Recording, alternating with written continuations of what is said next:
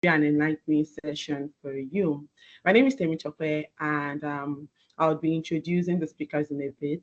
This webinar is brought to you by Medbury Healthcare, Medbury Medical Services, which is an arm of Medbury Healthcare. Medbury Healthcare is a group of healthcare companies, and Medbury Medical Services is that arm of Medbury Healthcare that deals with employee well-being from entry to exit, right? So we care about how employees are doing in their various organizations, which is the reason why we're having this webinar. This webinar, is focused on the role of the organization in promoting employees' well-being, because a lot of things happen in the workplace, a lot of things happen at home, and people bring those things to work. So we want to learn how employers can help employees navigate those situations, and how employees can also access health resources that would help them on their job. In case you invited someone before and they are not here, do well to send them a reminder. In case you haven't invited anyone, do well to share the link of this webinar, with them, so that they can join in and benefit from the webinar, like you would. All right. So today we're having three speakers, on three discussants on the webinar. We're having Dr. Larry Ajayi, who is a lead occupational health physician with Medbury Medical Services. We're also going to be having Dr. Ehi Eden, who is an occupational health and safety management consultant. And then we'll be having Mr. Oladimeji Omotunde, who is an HR business partner with Olam Packaged Foods. Beyond just introducing them, I would be reading their profiles to you, so that you can, get to know some more about, this discussants.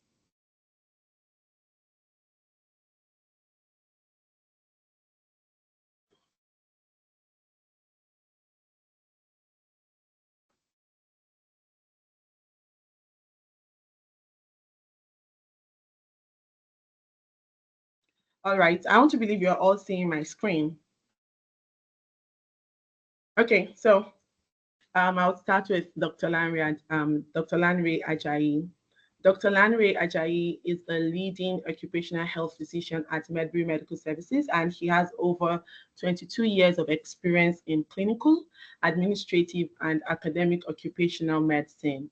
He also serves as a visiting faculty member for the Master's Program in Occupational Health at LASUS, teaching subjects like occupational hygiene, occupational toxicology, and occupational safety. His experience includes clinical occupational health practice in the offshore industry and major hazard sector operations. He is a medical graduate from Olabisi Onabanjo University, and he holds postgraduate degrees in occupational medicine with distinction from the University of Otago, New Zealand, and occupational and environmental health and safety management from the University of Portsmouth. He also holds a postgraduate degree in disability and rehabilitation studies from the University of Stellenbosch. Dr. Larry is a member of the Faculty of Occupational Medicine, Royal College of Physicians, Ireland, and has attended executive professional education at the Harvard School of Public Health and Cranfield University. He is a certified medical review officer for workplace drug and alcohol testing, and has interests in occupational toxicology, fitness for work, disability assessment medicine, and crisis management. Ladies and gentlemen, Mr. Dr. Larry Ajayi would be moderating the webinar this evening. I do assure you it's going to be an amazing time. All right, we'll move to the next discussant. That's Dr. Ehi Eden. Dr. Ehi Eden is an occupational health and safety management consultant. He holds an international certificate on health and wellness from Arizona State University and a doctoral fellow with workplace health and wellness promotion as a focused area. He works as a CEO at Occupational Health and Safety Managers and head of faculty at OSH Varsity. He is a member of the external review group to WHO on mental health at workplaces. He is also a member of the Occupational Health and Safety Expert Group to African Union and president at OSH Africa. Dr. Ehi. Eden is one of our discussants today, and from this bio, we can tell that he is indeed a seasoned occupational health expert. All right, lastly, we move to Mr. Oladimeji Omotunde. Mr. Oladimeji Omotunde is a seasoned human resources professional with over 11 years of extensive experience spanning across management consulting and FMCG industry. He is currently serving as HR business partner sales at Olam Packaged Foods business. Oladimeji excels in aligning human resource strategies with business goals, fostering a positive workplace culture, and driving organizational success. He is married and lives in Lagos, Nigeria. So here's another discussant, and Mr. Oladimeji Omotunde is a seasoned human resource professional. So you see, this promises to be a well-rounded, a wholesome webinar eventually.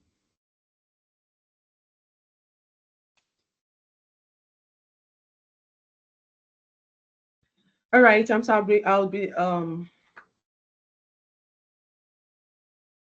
so I'll be passing the rein to Dr. Larry Ajayi, so that he can continue with the moderation of the webinar. Dr. Larry Ajayi, can you hear me?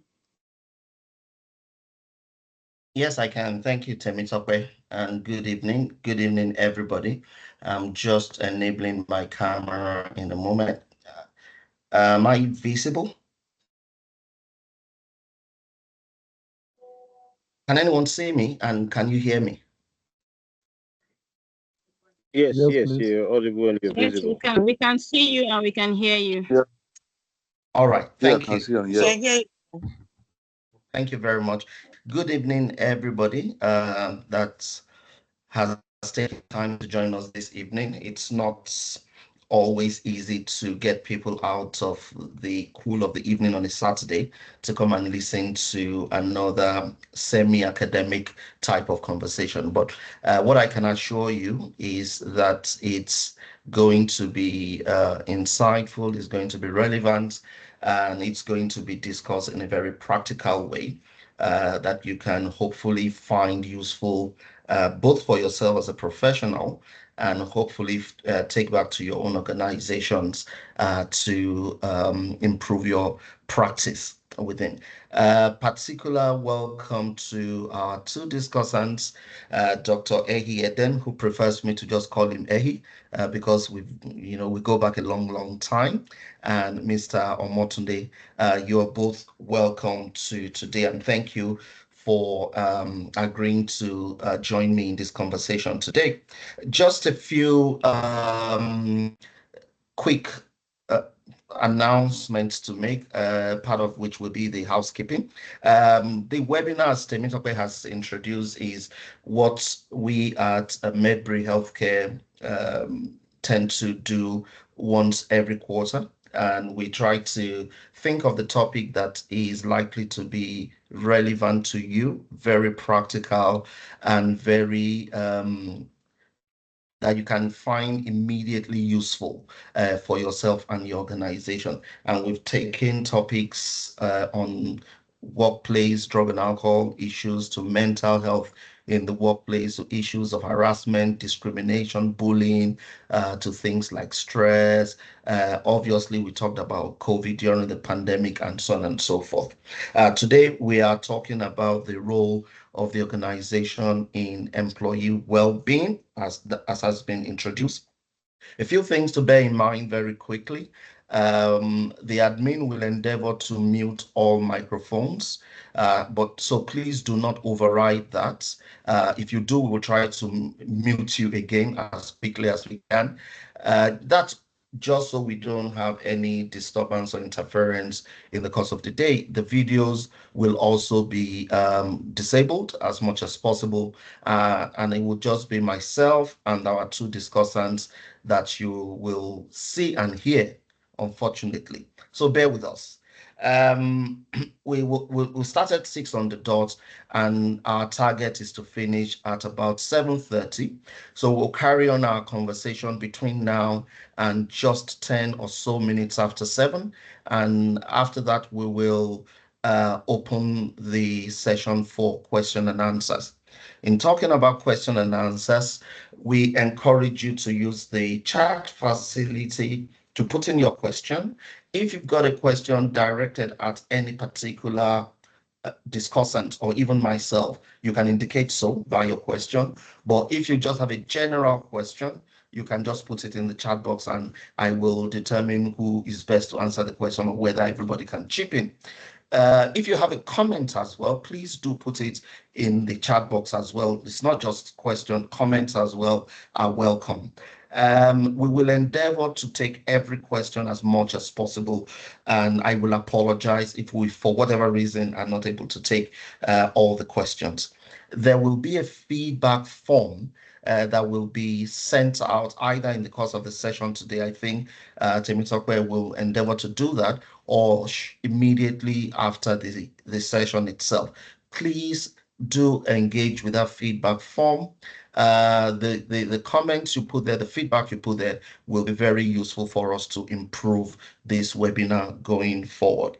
So I think that's all the general aspects of introduction and housekeeping. So without any further ado, we will go straight into the conversation.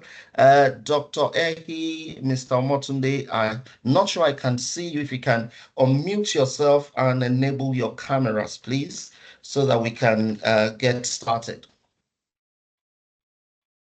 Oh yeah, there you are, Ehi. Oh yeah.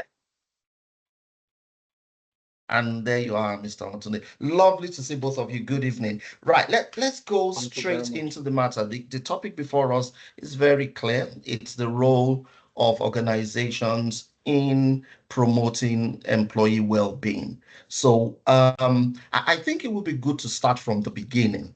And by that, I mean, what we say a lot about well-being, some people call it wellness, some other people will just generally say health promotion as it relates to the workplace. What does it mean?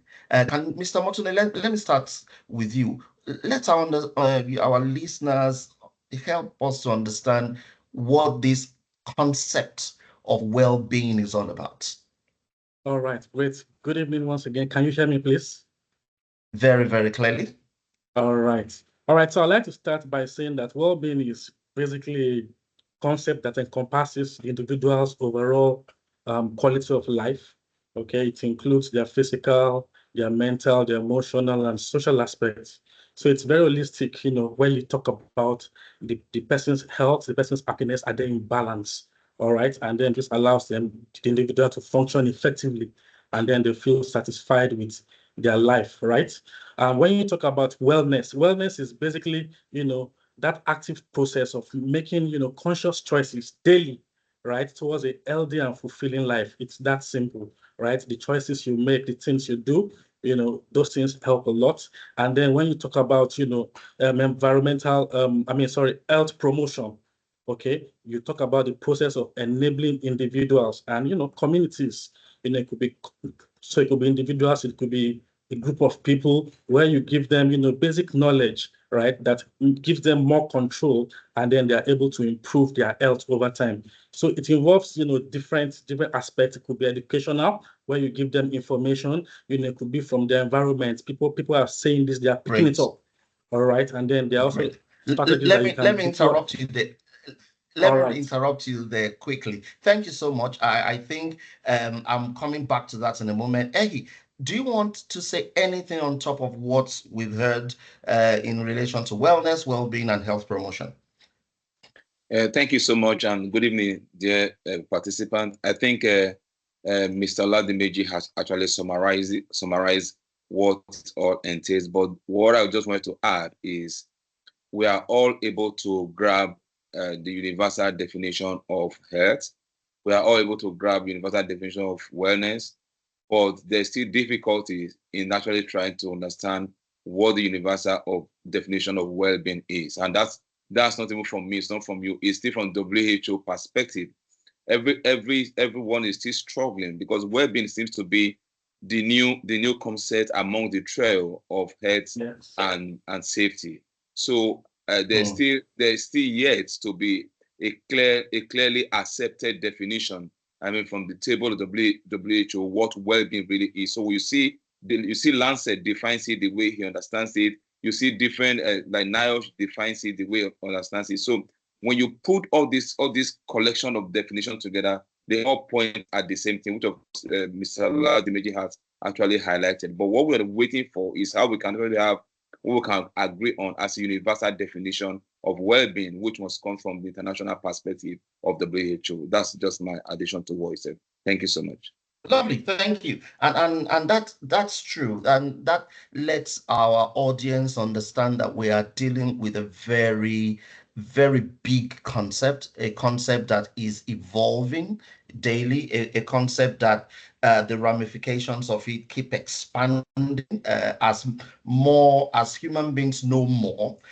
We know that, I mean, Mr. Omotunde talked about the physical health. You talked about, I think you talked about the social health as well, psychological, emotional. I've even read that the financial well-being of someone is part of their well-being. The spiritual health of someone is part of their well-being. So it keeps expanding into this very difficult concept to grasp. But I think what is probably central to all of that is that we are talking about wholesomeness as much as possible of the individual in every aspect of their life. And I like what you said, Mr. Matunde, about education and empowerment for each individual to take ownership for their own well-being. We'll come to that in a moment. Eddie, what's the relevance of this very bogus thing? What's the relevance of it to the workplace? Okay, you recall that work, an employee's life does not end in the workplace. And whatsoever employee suffers, whether within the workplace or after the work life at retirement, is a cumulative of very critical factors that we didn't look at the time that the employee was in active employment. And when we talk of well-being, we're looking at everything that concerns an employee, how employee is managed, and the impact on the employee's life within and even outside the employment. So it's a whole lot, and I'm happy that well-being has been discussed, but COVID make it more pronounced. When we saw COVID came and troubled everybody, shifted most of the walls, and we're not talking about well-being. All that we're looking at is how do we manage employees in ensuring that employees, while working, we don't destroy their health. Like I was speaking to a man recently in one of the conferences I had. What we're talking about, how do you make best out of what you have left? The truth is that what we have left is what employment have done to us. Employment is good, work is good for health, but work also destroys health and destroys mental health. So these are the areas where well-being become critical issues that we talk about. Within the workplace, organizations have to make it a deliberate attempt to see how they can manage the health and well-being of employees. And one of the questions we ask in this direction, if you are a CEO of a company, or you are a team leader, or you are a group head, when your employees leave after about 15 years, 20 years, and you run into them in a mall or in cinema, on the road, or in the church, are you really happy the kind of picture what the employee turns out to be? And whatsoever the employee turns out to be, that's what you made out of employee. And this is where well-being must be hinged. Everything that an employee turns out to be, whether they're able to live life, talk about life after work, to go to Dallas and all have you, able to integrate into society even after work, they are all a combination of what we do with our employees. It's just a matter of when you talk about the law of deposits and withdrawal, and that's what we talk about in well-being. What you do with your head, what you do. Let me interrupt you there. Let me interrupt you there, Eddie, because I know if I give you the floor, you will just keep on, which is what we want. But I want us to get another perspective. You've spoken like a true health and safety man that you are. You are talking about protecting this employee both while they are in employment, so much so that you leave them with so much that when they leave employment, they continue to thrive and flourish rather than deteriorate and retrogress. Great. So I wanted to know whether Mr. Motunde has a productivity element or aspect to why well-being in the workplace is important. We've heard why it is important from a health and safety and that sort of thing perspective, what about from the productivity and performance perspective? Thank you for asking me that question. So there's a study, Gallup study, recently revealed that, companies who focus more on, employee wellness tend to experience at least 70% more productivity. And really, this is not far-fetched, because when you think about it, when I feel that my company supports my mental health, my emotional health, my physical health, I'm more committed, right? I want to give my best. I want to be more productive, in that I'm not under any form of stress. So this really helps, in that when you give employees that leverage to say, we care about you as a person, not just your work. Yes, your work counts, but we really want you to give your best. Tell us how we can support you. So when I feel that way, that my company has my back, my interest at hand, I want to give you my best. So I feel that, yes, it goes a long way, because how I feel matters a lot in the quality of work that I put out there. So it is very, very important that we carry out assessments to check. Okay, so we've deployed this intervention. What are we seeing? What are our employees saying? Do they appreciate it? What more can we do, all right, to ensure that we are able to derive the highest form of results in terms of our employees' well-being and wellness? So this works. This works. Great. So what I've heard from both of, thank you, Mr. Banda. What I've heard from both of you is, on the one hand, there's a lot of benefit for the employees when their employers sponsor a lot of well-being initiatives, programs for their benefit. But on the other hand, there's a lot of benefit for the organization as well, because happy employees, well employees make good organization. In fact, I saw a maxim recently as I was preparing for this, and I think the whole of what we have been talking about in terms of the importance of it can be summarized into the maxim. It says, adding years to life and adding life to years. So it's not just about helping people to live longer and healthy, but also helping them to live good quality life, however long they live, by the deposits you have made in them while they were in employment. Fantastic. Let's go on to some organizational factors, because we've been talking about what is wellness, what is well-being, how important it is. Let's begin to get into some of the devil in the detail. What has organizational culture and management style have to do with it? I'll start with yourself, Mr. Motunde. Does organizational culture have anything to do with this topic? Does management style in an organization have anything to do with this topic? Definitely, I believe so. So you see, the thing about the organizational culture is that it refers to the shared values, the beliefs, the norms, the practice that characterize each organization. While when you talk about management style simply keys into that vision of the company to say, okay, for instance, if we care about our people, in what ways do we show that we care about them, and how can we use that to drive one, our processes, and then our values? So I'll give you an example, right? So when you look at a company that values its people, right, it will have basic things like a workplace health and safety policy.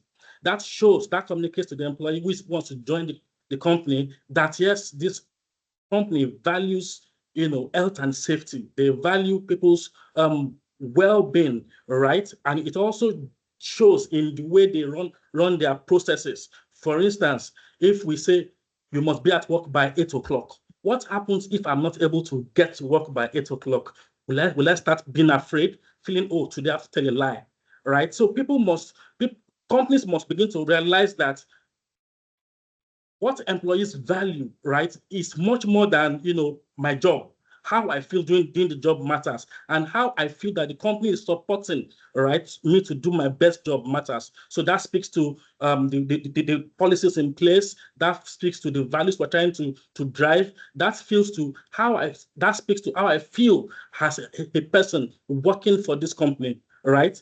Positive organizational culture will ensure that I give my best to this company, and it also increases self-esteem, right? Self-esteem, because I feel appreciated, I feel motivated. Whereas if I feel that the company has a negative culture, or my managers do not really care about me, people begin to become demoralized. People begin to not so much care about the job. People begin to feel that the environment is a toxic one, right? And then usually there's a lack of support.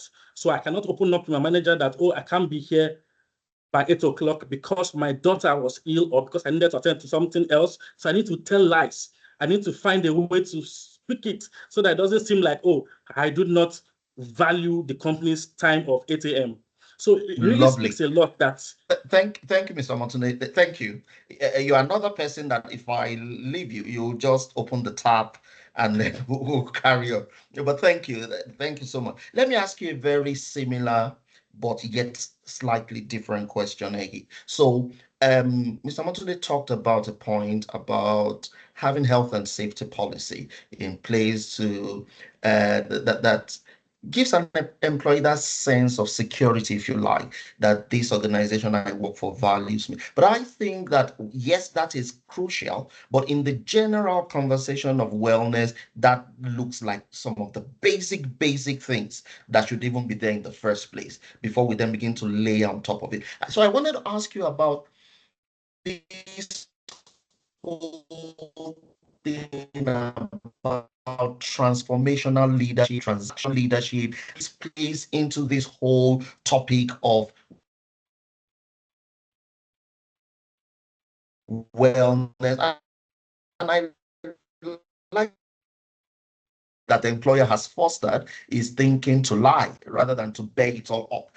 Does leadership and the way the leadership of the organization decides to lead have anything to do with it?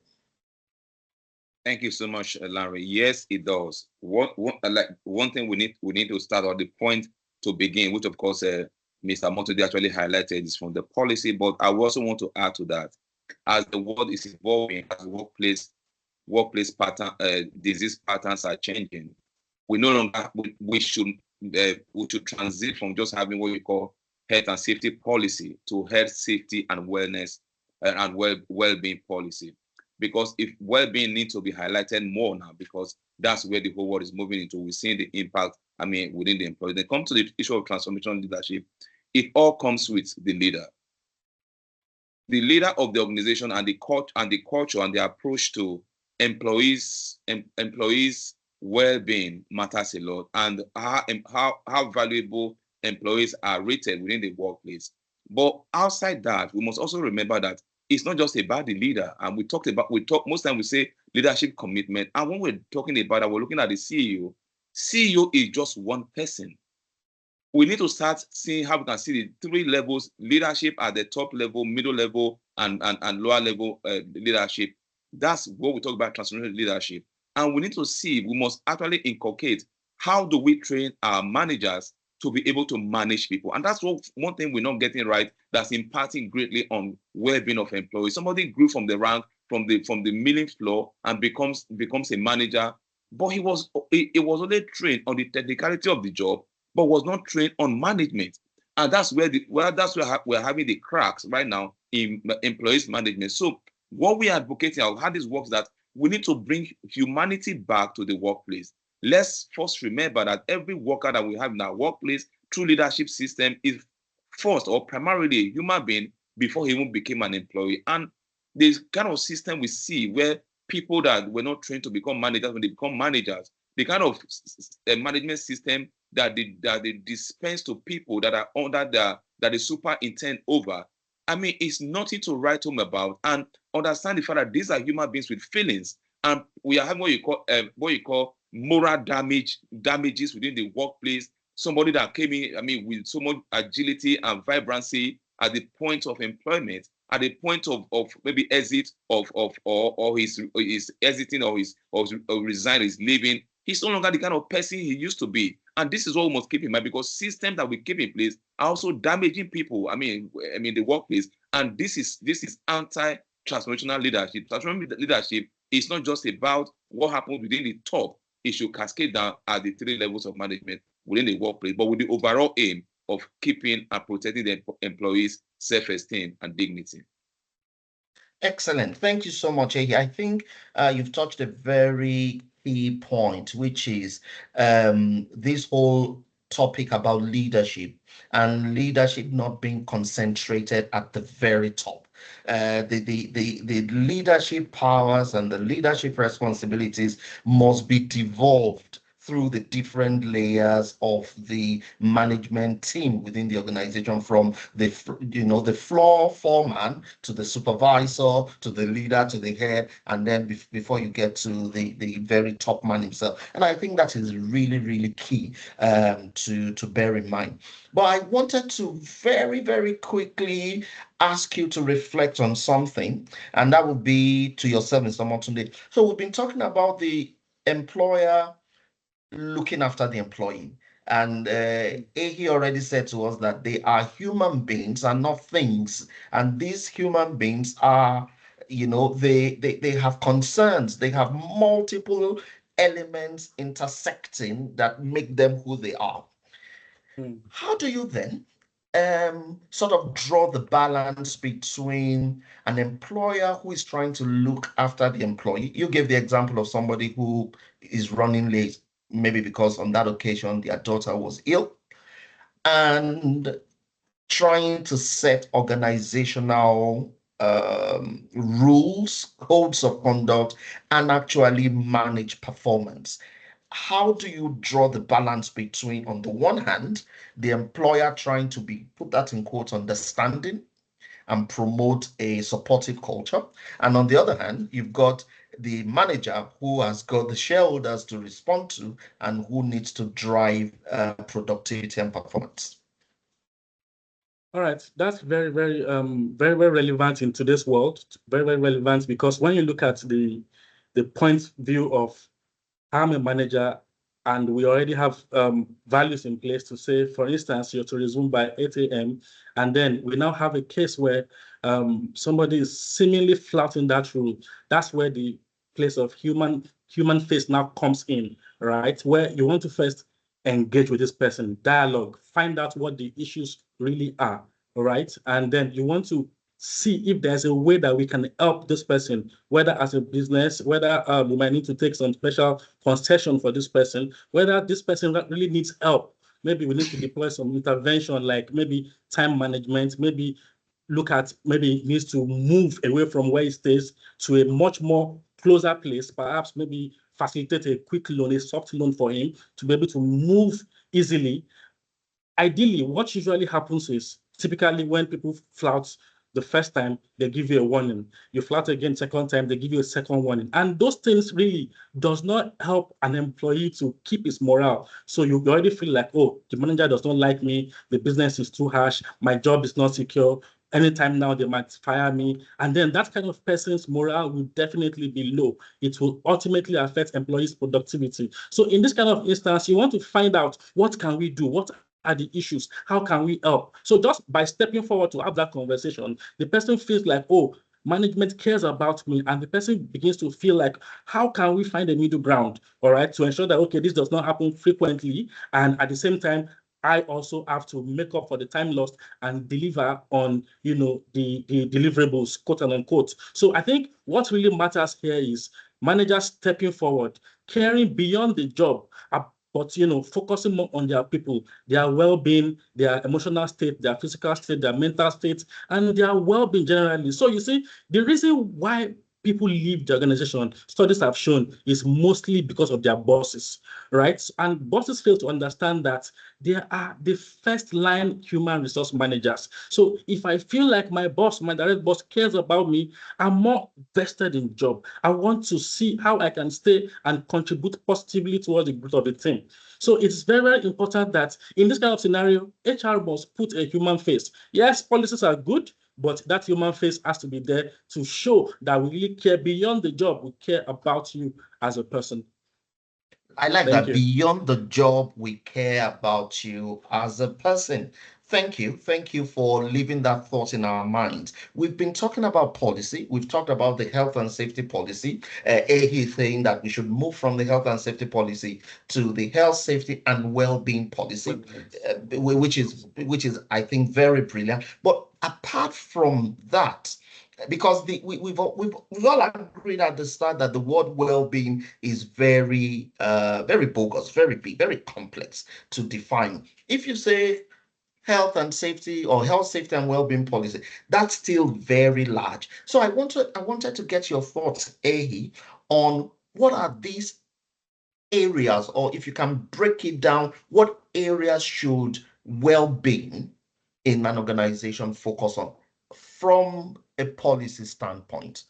Thank you so much, Larry. When you talk about employees' health and well-being, most times what we really have is mental health and well-being. You see them, there are two things that go together. So when you talk about employees' well-being, you are invariably including within that employees' well-being policy mental health as a key issue. And you agree with me that when you look at the health and safety policy in most organizations, the concept of mental health, you find it totally absent. And what you do not provide for in the policy is not implemented. So if the policy is what we need to implement within the workplace, we need to be very, very decisive and put it in black and white what we need within the well-being area. One of such areas are areas like employees' well-being, employees' mental health policy. We look at within that place, how do we define within the employees' mental health policy? What are the factors that actually are factors driving a mental health policy? Look at issues as what is the work schedule and how is the employee, how is he feeling? What's the feeling of the employee about the organization? And that brings us to one clear issue, which of course Mr. Modi was already highlighting on, where you talk about the feeling between employee and employers. We are not talking, employees are not talking to employers, and employers are not talking to employees. We need to see, within that policy, we need to see how we can relax the workplace. As it is today, workplace is like, most workplaces are like dictatorial system that we have in workplaces. People have issues that's bothering them, and they can't talk about it. And these are issues that are covered under well-being. He made mention, Mr. Modi made mention of somebody, just imagine an employee that's all through his lifetime he was working, he was delivering in his expectation. All of a sudden, there is a kind of drawback. Even his dressing is totally altered right now. A lot of things happen, but the next thing we give a warning. The next thing we give query. The next thing we give suspension. But sometimes when we fast track back into the future or and corresponding with the past, you now find out that at the time that this man, this employee was displaying such behavior, he was battling divorce. Yet nobody understood it. Yet nobody saw those changes in his behavior. Yet nobody was interested in talking to him. And this is where the issue, which of course part of well-being in the policy, this is where the issue of trust comes in. When trust is broken, people cannot trust each other to depend on you in issues that are very critical to my own entire well-being. So we found out that this guy was just given a suspension when we could have come together to see how we can help him go through such a terrible phase of his life, but only for us to see that at the time we suspended this guy, we should have actually helped him, but he was going through divorce at that time. So these are most areas that are covered under the well-being, the total well-being and mental health of employees, and they are made bogus, highlighted within the policy, but classified as health, safety, and well-being policy. Lovely. Thank you so much, Ehi. You used the word there, which I think I will hold on to, trust. And I think I link that back to the what is now becoming more popular, that workers or employees do not leave organizations, they leave bosses. And I think it is when trust is broken that the employee doesn't feel that their back is covered anymore and they want to leave. If you're just joining us, you're very welcome. This is the Medbury Healthcare quarterly webinar. Today we are looking at the role of the organization in promoting employee well-being. And we have two discussants leading us in this conversation, Dr. Ehi Eden, pardon me, and Mr. Oladimeji Omotunde. I encourage you to use the chat facility for your questions, comments, or feedback, whatever it is you would have, and we would take that sometime just past 10 past 7 or quarter past 7. The webinar itself should finish around 6:30. Let's talk again about some of the well, now let me ask the question this way. So, Mr. Morton, let me come to you now. So we've been talking about the ideal. We've been talking about, oh, the organization should, the manager should, the CEO should. We've been saying that. Do these things happen? Do these things really, really happen in Nigeria's workplaces today? And if so, to what extent? Okay. All right. So I'll be frank with you. Everybody comes to work, all right, with different needs, with different requirements, right?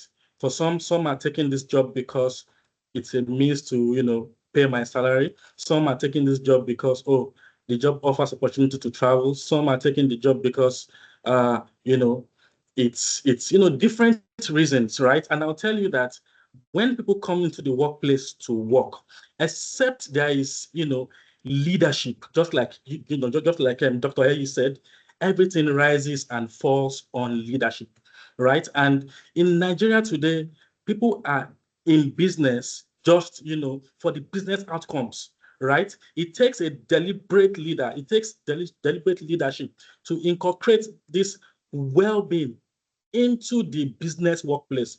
And I say this because, things like, cables even lying on the floor, people don't take it serious. People see it and they don't even report it. People see it and then they walk past it because, you know what, I have so much to deliver. I cannot just lose sight of that. Rather than reporting this to forestall, a grievous incident that can happen anytime soon. So why I say this is because there is need for this education for business leaders to understand the essence, the importance of well-being in the workplace. Yes, we pay lip service to it. It's there. We even have policies in place. We encourage our line managers, to drive these things. But I feel that the way to go is we need to imbibe this in our performance metrics until we go this route where we say, as an employee of this business, you also have a stake, a part to play in ensuring that our workplace is safe, that each and every one of us, we maintain that well-being, total well-being. Because I tell you the truth, people come to work, but in what state are they coming to work? In what state are they going back home? Would they be happy coming back to work tomorrow? That's what causes absenteeism. You want to look for every means to say, oh, boss, today I'm sick, I won't be coming to work. Or, you know what, tomorrow I'm done here, I want to leave. When we have a system in place where management, not just policies now, but leaders demonstrate, that they care, that they value well-being within the workplace. At that point, we get it right, and we begin to see better results in terms of business outcomes. Lovely, lovely. And that's key. You said that is why we have some cases of absenteeism in the workplace. But let me quickly add a thought of mine to that, including presenteeism, where people are afraid to report absence, even when they truly deserve to have been away for ill health or whatever reason, but they show up anyway because that is the culture of they live under a punitive culture, and they would rather just show. And and all of us here know, as people that have a stake in health and the workplace, that presenteeism is probably worse than absenteeism because you cannot monitor it like you can monitor absenteeism. Okay, let's go on a bit into the detail now. Thank you, Mr. Morton. So we've been talking about well-being. We've been talking about having mental health policy in place, well-being policies. Let's get a bit granular. And by that, I mean, what resources or what practical things can employers do? And I'm directing the first question on this to yourself, Eddie. What practical things can employers do in the workplace to promote elements of well-being? We've said it's large, we've said it's big, but what are some of the things practically that employers can do to promote different aspects of the employee well-being? Firstly, we need to have what you call employer and the leadership commitments, and from there we also expect employees involvement. It's a two-way thing. These have to be in place. These are the first step that I think we should take. Then secondly, we need the right kind of leadership. Like you asked Mr. Motunde earlier on, and he spoke on that.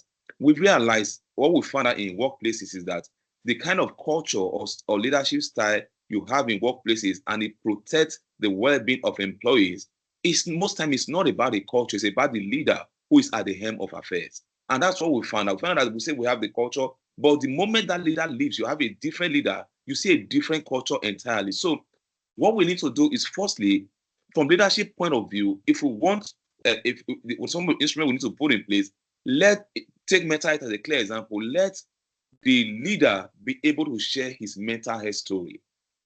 Just imagine when you have a place where the leader tells you how he dealt with mental health, how he managed mental health issue. What we have done with this, that we have opened a space for a clear mental health conversation. There are a lot of issues. Mental health is a strong thing on that well-being. There are a lot of people that have mental health issues to deal with. They are not able to talk about it in the workplace. It's kept under wrap. It's like talisman. Nobody must unfold it. Nobody must unwrap it. But when the conversation starts, the CEO is able to talk about, I actually had this issue. Look at how I was able to manage it.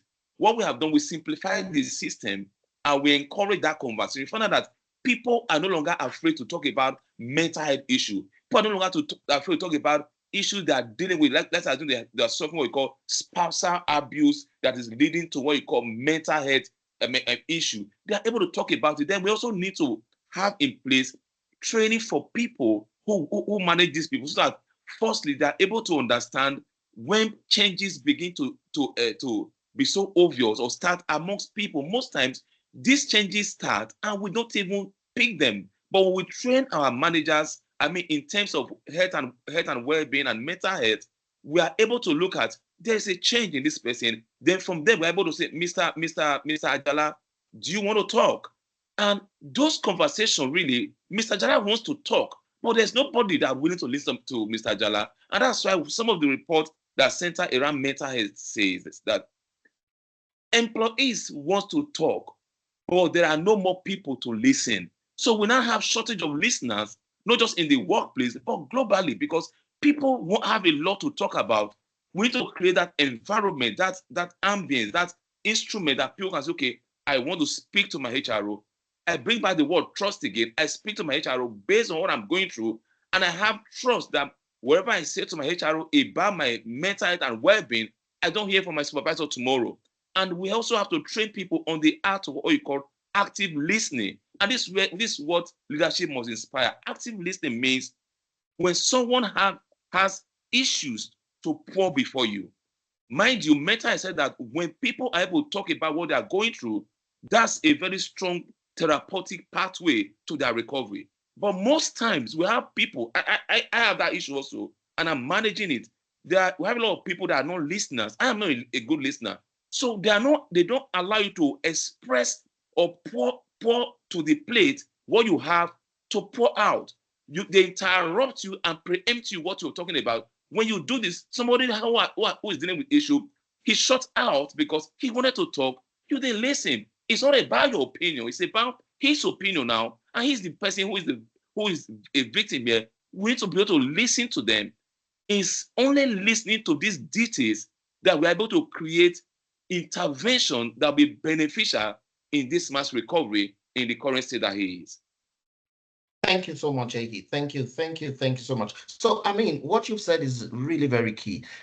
In the recent past, in public domain, we hear of people who commit suicide, some of them visible figures in society who commit suicide. And it has always bothered me whether these people are not employees somewhere, whether these people do not work in an organization, and how we have failed them, how workplaces have failed in identifying that they were going through that level of depression that could lead them to self-harm. And I think that's the point you are making. And people don't need to get to that level where they are willing to self-harm or to carry out their societal ideations. There are different stages to this thing, and that's probably one of the endpoints to get to. And Mr. Motunde, I've heard about lots of practical ways that some organizations across the world have tried to be there for their employees, especially in relation to this issue of mental health, which we know forms a big part of what we call well-being. I've heard about things like creating meditation rooms in the workplace, quiet rooms in the workplace. Such rooms are usually very set somewhere very solitary, very quiet, usually very dim lighting so that people can go there and reflect. There's even reflecting rooms or reflective rooms and things like that. What's your experience in our own country of these type of provisions in the workplace that support employees' well-being from a mental health point of view? All right. So the experience from the workplace is that in Nigeria, in this part of the world, we don't have any of such rooms, unfortunately, at least in most workplaces. But what we do have is meeting rooms, conference rooms, and for most part of the days, they are usually empty, not in use, right? So what companies do is you now find employees, we need to take a break, we need to take a breather, go into those rooms, sit there, to do what they need to do. Sometimes they even doze off, they even sleep because they need that time off, right? So HR is sometimes aware of this, but we allow it because we understand that human beings are not machines. They need that time to just, recuperate and, come back to themselves. So that's what typically happens. But do you think right? that, but do you think that it will be worthwhile? I like the point you made now about the meeting rooms are there, they are dedicated, but usually not in use, not occupied. Is there Yes. any value in trying to encourage management to use part of those resources and dedicate it for this use rather than just call it meeting room and no, because if you dedicate the room for something like that, for meditation or whatever, or mindfulness or whatever it is you want to do, then Yes. that action alone says many words that, oh, the organization is thinking about me, even before you use it, even before you go inside to find out what it is like. So is there any value in trying to encourage management to think in this direction and to see how, because without thinking about it, they won't even know the value of it. Can we begin to encourage them to do so? All right, Dr. Lanre, I'll say yes and I'll say no. Yes, from the lens view of it's a good thing to have such a room, there. And then we say to our employees, you can go into this room when you need to, breathe, when you need your own private space, you can use this room to just, be you, relax, and then come back out. But I would advise, I haven't been in the workspace, that while these ideas are good, there's need for need assessments. You need to check with the employees. Do they want it? Is it relevant? Because most times, by the time you come forth with this, seemingly brilliant ideas, and then you ask the employees, do you want this? Most times the answer is no. They begin to tell you something different. Maybe, oh, what we need is a fitness room. Maybe where we have some basic things like, some dumbbells, some, treadmill. They begin to come up with ideas, table tennis board. So I think what's important is, yes, these ideas are good, but let us also seek, ideas from employees themselves. What do you want? What resonates with you that by the time we bring on board, it will send the right message to you that, yes, we care about you, we care about your health and your well-being. Absolutely. And thank you for that. So basically what you are saying is that although certain practices are done elsewhere, outside of the country, possibly outside of our continent, we need to be contextual and we need to make things fit for purpose in our own environment. And I think that's a very, very powerful thing to say. And I use the example of the quiet room, just to say this is what some other people are doing. It doesn't mean we should do that, but we should challenge ourselves to ask the question, what should we What can we do? What can we do in that sense? Lovely. Thank you so much. Dr. Ahi, I jump onto you. Allow me to put the doctor there this one time. So we've talked about some mental health tools that we can use. We've talked about active listening. We've talked about keeping an eye on employees. Some people today even talk about mental health first aiders, which are people trained to identify the early signs of declining mental health and to be able to intervene at the earliest opportunity.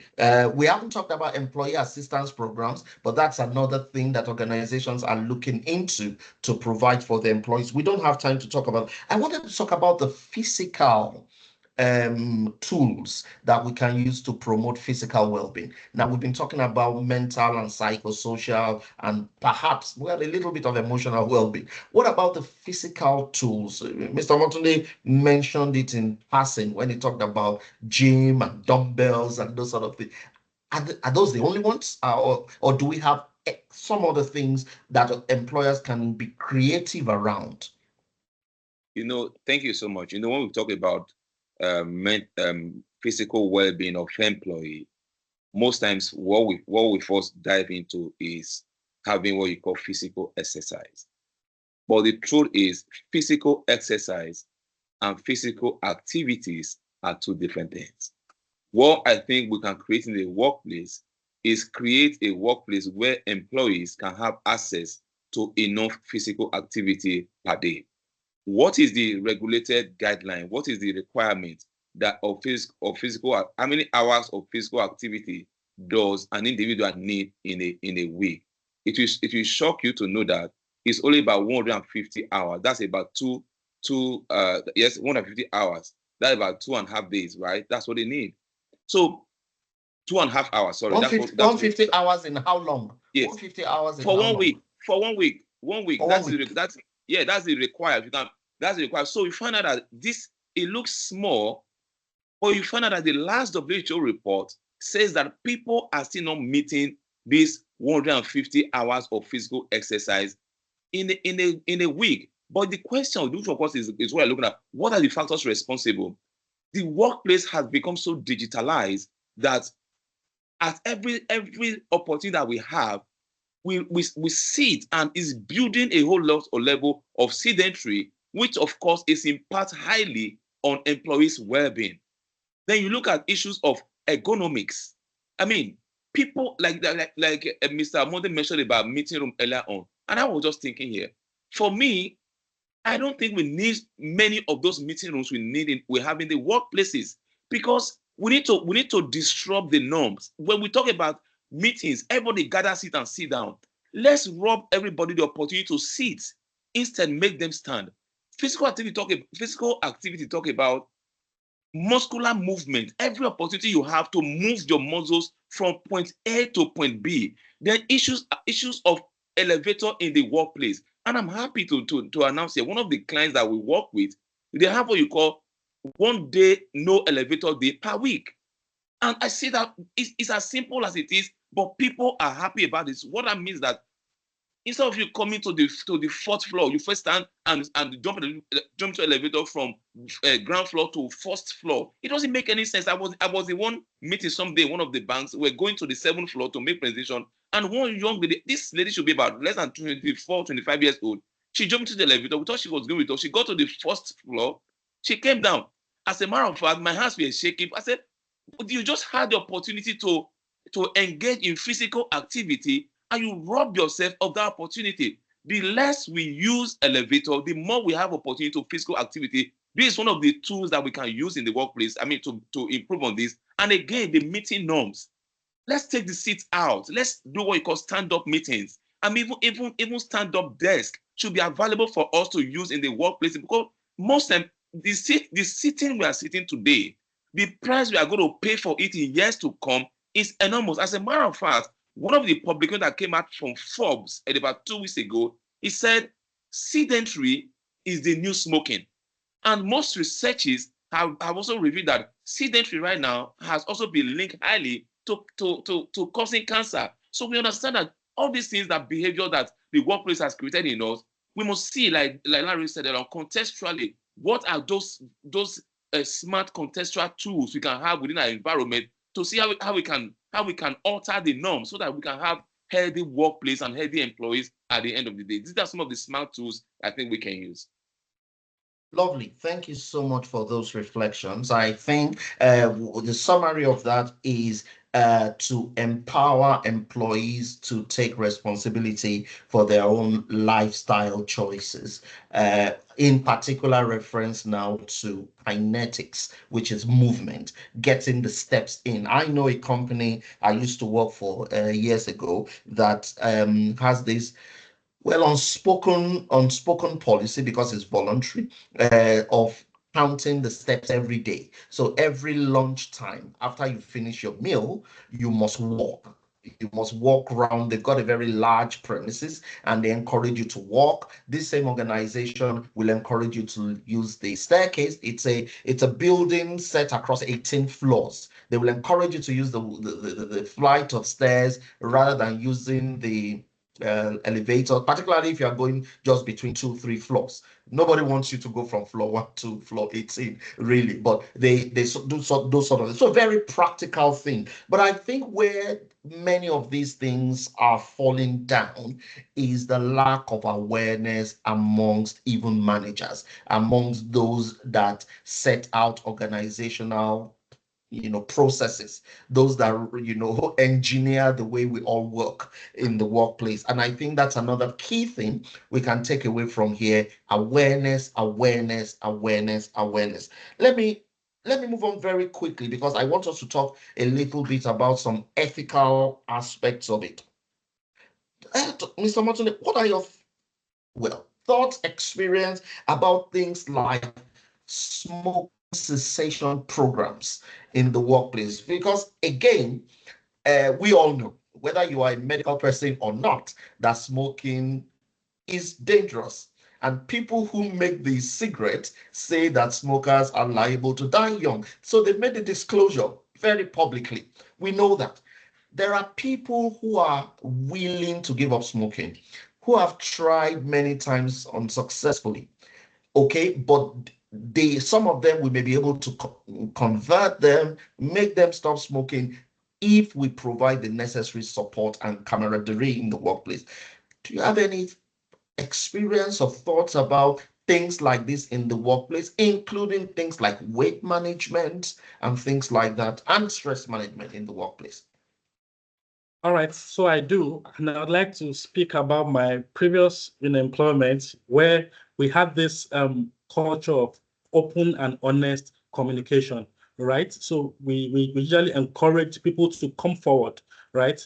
Not necessarily to HR. We had like a box, like a suggestion box, where you have ideas, you want to talk, you come forward, you reach out, and then someone talks to you, and ultimately, it is for us to find solution to that issue, because somebody somewhere is tracking that, okay, we made this suggestion, what has happened? So case in point is, smoke cessation is, if we see, 1 or 2 persons, or 3 persons who are smokers, what we will do is we now begin to plan for a training, a mini seminar, along health.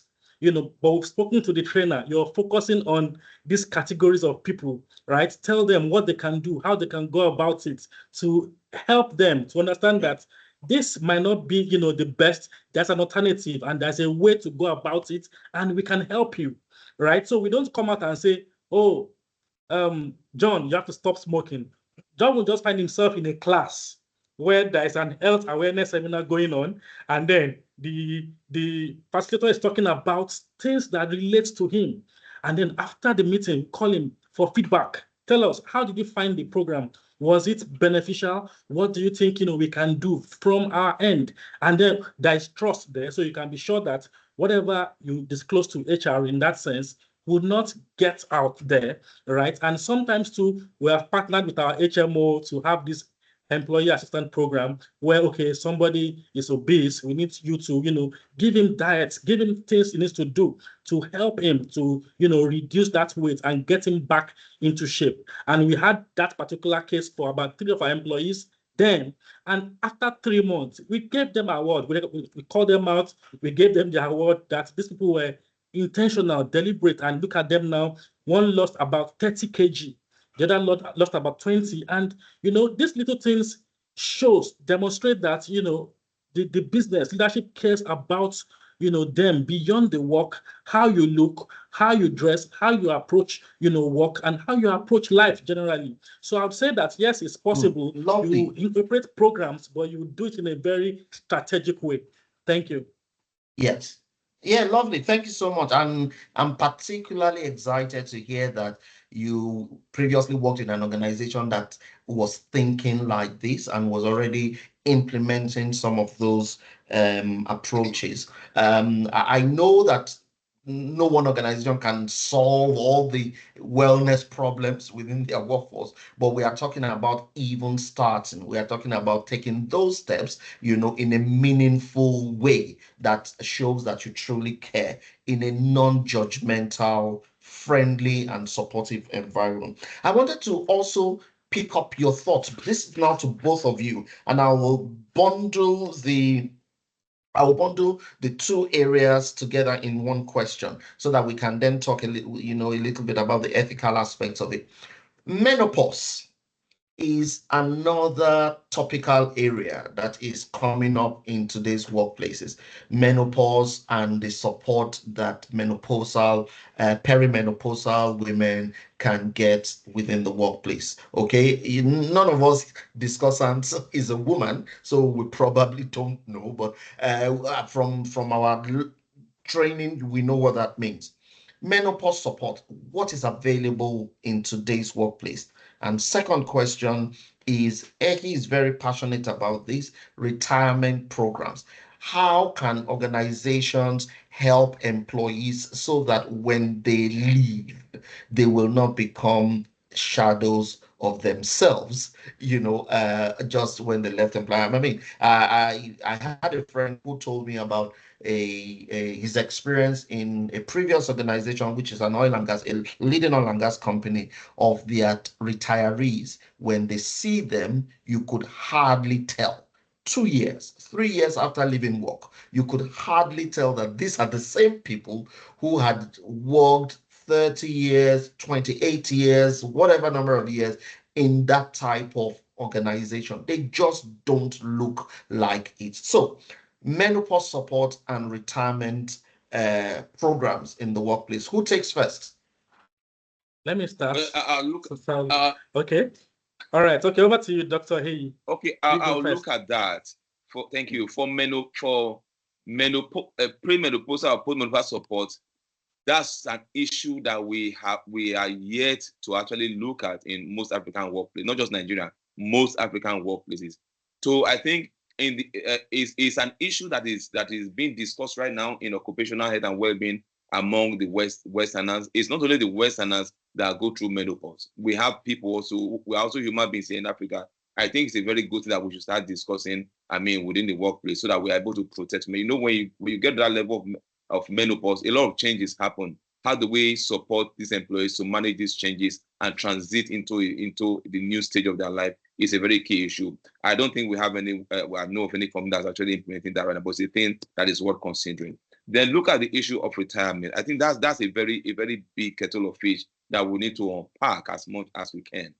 Retirement, in as much as we come into the workplace, we know that someday will retire. But what we found out is that people suffer at retirement because they were never prepared for retirement. Skills are learned. People can be trained. Awareness can be generated. People need to know that retirement is not the end of life. Retirement is a transition into a new phase of life. And most times, people don't have these skills. We need to start looking at our employees when they are in their mid-level career. You know that he still has about maybe 15 or 10 years before he leaves the system. you should start a training for them at that point. Because at the end of the day, you find out that one day they give you a letter that you have finished your year and you are stuck, you don't know what to do. You never even thought of it. That moment, you see, when we talk about risk, it's not this moment is not risky. It's uncertain for people. Because if it is risky, we can price risk, but we cannot price uncertainty. They don't know what to do with their life afterwards. And you find out that you pay a lot to some of them. That money you pay to them, it gets wasted because you didn't teach them on financial planning in going into retirement. What are those new hobbies and lifestyle they need to get cultivate? How do they carry their spouse? Because retirement is not about you alone. It's about the new stage of life that you and your spouse are moving into together. And this conversation need to encompass it. When you talk about retirement classes, it has to be the spouse, the principal, and his or her spouse. Then you talk about well-being. When he was in the workplace, the company was paying his health insurance, and now he's left. He has that to deal with. So you find out that most people, they were willing to access healthcare when the company was paying. Now it's now time for them to foot the bill. They're no longer interested. So you find out that there is a fast deterioration of their health because what they were managing and the company were having to manage while they were working, they don't want to bring out that funds because the funds is even scarce because they're not getting enough like they were getting while they're in the workplace. So it's a huge issue. And then people retire also. They believe retirement is just to go back home and sit on the sofa and buy newspaper in the morning and read. No. When you do that, you have always signed what you call an armchair sentence warrant. You sit on that seat, your weight builds up, your waist circumference enlarges, and your head changes automatically. And all those illnesses that are the NCDs, they all catch up with you. And before you know it, we always look for you and find out that about 2 years ago, the man died, according to Wole Soyinka. So this is it. So people need to be trained on what to do so that they can approach retirement in a very positive and healthy manner. Right. All right. Thank you very much. Thank you so Dr. much, Jay. So we can tell the passion with which you discuss this particular topic of retirement. Thank you. Yeah, over to you, Mr. Martin, very quickly. Yes, thank you very much, Dr. Larry. So I'd like to throw the same line. So we in Nigeria here, there is not much conversation going on around menopause, menopausal trends. So there's really nothing much for me to say here. Though what we usually do is that we encourage, employees to go for regular health screenings, right? So just check up yourself, ensure that you are in you have a clean bill of health, because we believe that early detection too of anything can be quickly attended to and then treated. Second part is, listen, we're in a very volatile world right now, VUCA world, if you like. And what we do for all our employees is, right from your first day of employment, we begin to have an app, access to that app, where financial literacy is part of the dot that you must tick. Every year in, year out, because listen, the salary will never be enough. That is the honest truth. But out of the little that you earn, you also have to cultivate, the habit of saving, of investing, saving for the future. It's very, very important, because listen, the future that you do not plan for is already a future that is already, woeful.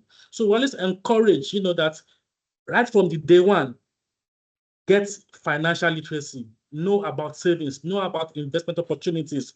5,000 here, 5,000 naira there. Start early, because when you even think about just the compound interest, that's a marvel on its own. When you talk to people about that element alone, you can compound your money over months, over years, and the money will work for you later. And for retirement, lastly, I want to say that retirement happens. Everyone knows that will happen. And we always tell our people that just look back. What do you do on your weekends? What do you do during your paid time off?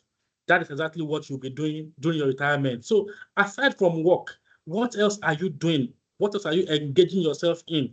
Continue at it. Don't stop. Don't rest, because when retirement comes, that is what you will be doing. If you're lying down, if you're sleeping, if you're resting, that same thing will continue. So we always encourage, aside from work, what other meaningful thing are you doing that will contribute hard to yourself and add value to the society?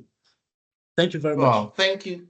Thank you so very much, both of you. Thank you. I think what we can take away from that last round of conversation is that the entire wellness conversation has implications for the employee from cradle to grave, which is from the time they start their employment and until the time they leave their employment, and in this case, I dare say, until the time they leave this earth. Two quick questions, and I see that we are getting close to the end of the session today.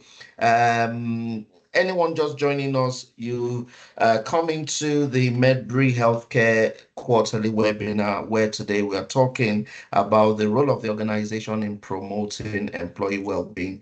We have two fantastic discussants, Dr. Ehi Eden and Mr. Oladimeji Omotunde.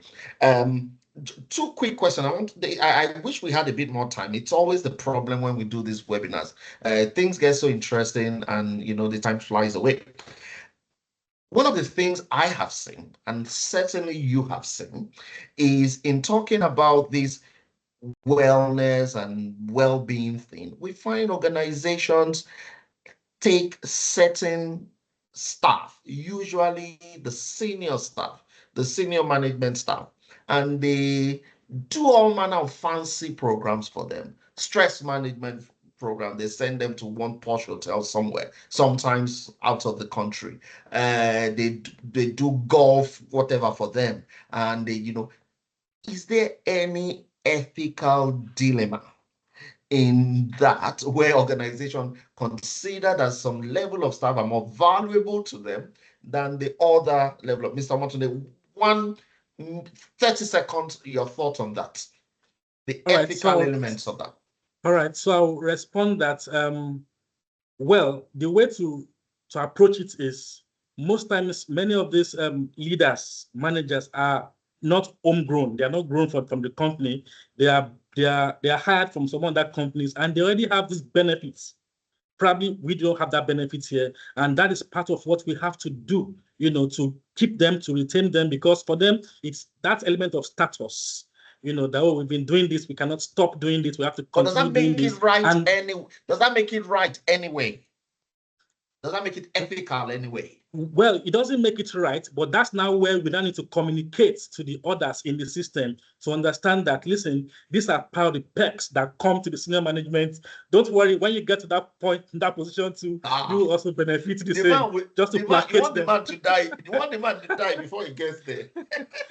Okay, thank you. I understand for that.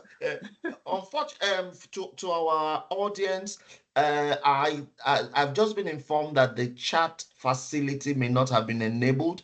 Temitope, do we have any comments or questions in the chat box? Otherwise, we may need to open the mic very briefly for people to ask questions. Otherwise, Temitope, do we have any chats or comments in the question or comments in the chat box? None at the moment, sir. None at the moment. Okay. Thank you. So we'll do that after we take his 30 seconds thought on my next ethical question. So we've been talking about some provisions and tools and approaches employers can take in the workplace. We talked about access to physical exercises, climbing the stairs. You gave that practical example. We've talked about whether we can convert meeting rooms to quiet rooms. We've talked about even, we didn't talk about this, but organizations do away days and all of these sort of things. There are disabled members of the workforce. Okay, whatever the disability is, but let's take a physical disability. Could be difficulty with mobility, could be difficulty with vision, could be anything. These people, in my experience, are usually not considered when we are thinking about the general workforce. How is that not discriminatory? To me, thank you, Larry, for bringing this up. To me, this is a very big kettle of worms also. It is discriminatory. And when you talk about inclusion, you can't talk about inclusion without talking about people that have some level of disability. It could be visual impairment, it could be hearing impairment, it could be difficulties in mobility and stuff like that. They need to be included. And the inclusion is not just what you do when you start looking at how it starts from, that's why you talk about the issue of safety at design. Even the design of the office, are we considering these people? When you are talking about office or desk workstation allocation, and this when I do treat something I talk about, you don't give somebody that has some level of physical disability, give him an office on the first floor. If there is fire outbreak, how does he evacuate as quickly as possible? These are clear issues. Someone that has a hearing impairment, then we have a office that has fire system, and we have to evacuate. The alarm is blaring. He or she is not hearing. We have to see how we can create what you call an alarm system that is right in front of that person. It's like the revolving light you have in an ambulance. Once this stuff is active, you see this light red is revolving. We train such people to an extent to know that when this light is revolving, it means I have to evacuate the building. So there are provisions we can make, and this also talk about their well-being as well. Even those who may be partially visually impaired or sighted. Yes, sorry, partially sighted. Some of them with improved or enhanced glasses, they can still see. How are we considering them? Because most times, like you said that on, the whole vote is given to those who are the top. The top is heavy. They enjoy the whole vote for their own personal status things. But the people that should really benefit from this, they don't. But come back to that again. I think sometimes it's also an age thing. When you get to a certain age in your life, I mean, there are some things that you will look out for, that medical, you look out for medically. I think that's where also the budget is also. But on the long run, whichever we look at it, there's a high level of disequilibrium and inequality that exists within this bracket. Thank you. Lovely. Thank you. At another of our webinars, we will consider the topic of disability enablement and inequalities in the workplace. But that will be a whole topic for another day. I've got, I think we'll now take questions and answer. I've got the first taker who's raising up their hand, and the name I can find here is Dr. Saad Aluko Oladimeji. Is that correct? And forgive me if I haven't pronounced the name correctly. Dr. Oladimeji, Saad Aluko Oladimeji. Unmute yourself very briefly and ask your question, please. Okay, thank you very much. It's been a very wonderful presentation so far. Just a quick contribution. Dr. Heyi mentioned something about ergonomics and the importance of ergonomics to performance. I just want to critically also elaborate on that, because, in a lot of health institutions, ergonomic is probably not taken very seriously. In terms of even the quality of care you deliver to patients. Now we're talking about staff. The bottom line is that when you have a staff that is well taken care of, at the end of the day, we're talking about productivity. Productivity, in a nutshell, we're talking about quality of care that will deliver in a healthcare setting. So say, for instance, you now have the proximity of, say, the theater to the recovery room in such a distance that, in fact, indeed, manual handling in Nigeria, as we know, is an issue. People are not probably set in a way that, they're going to have training with moving and handling and a lot of other, charade of issues that happen as a result of bad planning. I think it's a way to actually look at ways moving forward to have serious conversations with regard, tailored design for health institutions, such that they will have people who are trained to understand the importance of ergonomics and how that is going to be factored in the planning of any health institution, such that you can help that to help the staff to have better quality in terms of job satisfaction. Thank you. Fantastic. Lovely. Thank you so much, Dr. Sada Oladimeji. I think that's a very brilliant conversation. One of the areas we didn't get a chance to talk about is how work environment and work practices impact on well-being and wellness in the work. And you've given us a practical example using the healthcare environment and using the manual handling as a particular hazard in that work environment. And of course, coming back to safety by design to eliminate that economic risk. Thank you so much for that contribution. I've got a second hand up, and that is, I've got two hands up, and I will take only those two, apart from Dr. Ladmeji. Alexander, I've got Alexander Bakoko. Forgive me if I have not called that correctly, pronounce that correctly. Yeah, you're right. You're right, please. Good, Okay. good. Please carry on. Evening. All right. Good evening. Thanks for joining, Mr. Larry Ajadi.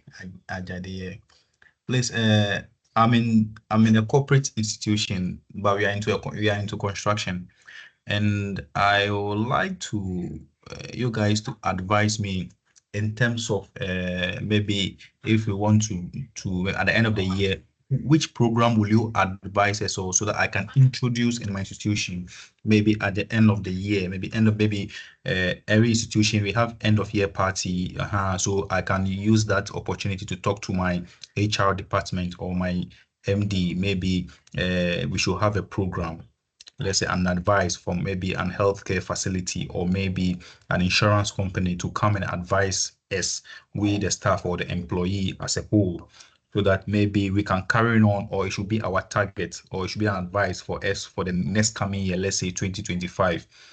So be an individual, not per se, maybe what do we call it? The employee per se, but maybe he can be an advice to him, to his family as a whole. Yeah. Okay. Thank you. That's my question. Thank you. Yeah, thank you, Mr. Alexander. I think that will be taken offline because we need to understand your type of organization, the demographics of your workforce, what you have in place already to be able to curate, the best advice for you. So my colleague Temitope will be in touch with you. Temitope, please do take note to contact Mr. Alexander Makoko to take his question further. I've got the final hand up. That is from Mr. Rashid Aziz. Is that correct, Mr. Rashid Aziz? Please unmute and ask your question or make your comment. Thank you so much, Dr. Lanre Ajayi, and thanks to the discussants. My name is Dr. Rashid Aziz. I teach human resource management at the Lagos State University, and I specialize in occupational health or people's health and well-being. So what I have seen over time is that I have worked in the multinational too, and now in the academia. What I have seen is that a lot of organizations, do not give jobs with human and humane face, because the supply of labor is more than the demand. So they do not care whose house is God. They do not care if that employee is sick. You must come in and do your job at the detriment of the person's health. What they look at is the bottom line. Is the bottom line moving? If it is not moving, they know there are replacement outside.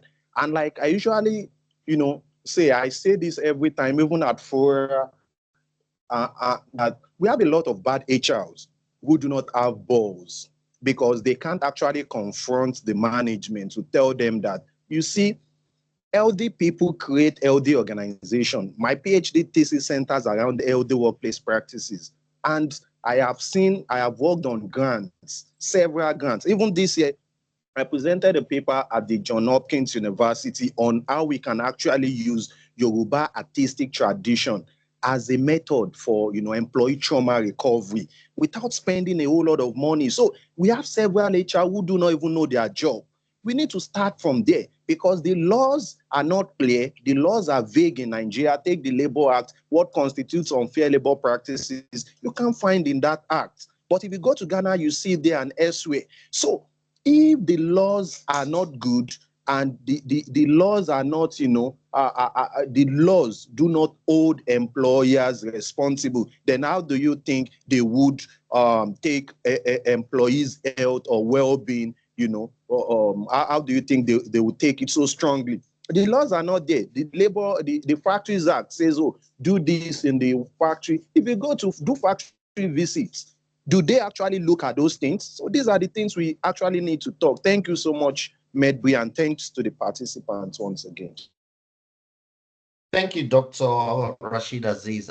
Thank you for that brilliant contribution. You've touched a very raw nerve in this whole conversation of health and safety, not to talk of well-being, and which is poor regulatory framework within that part of our social life.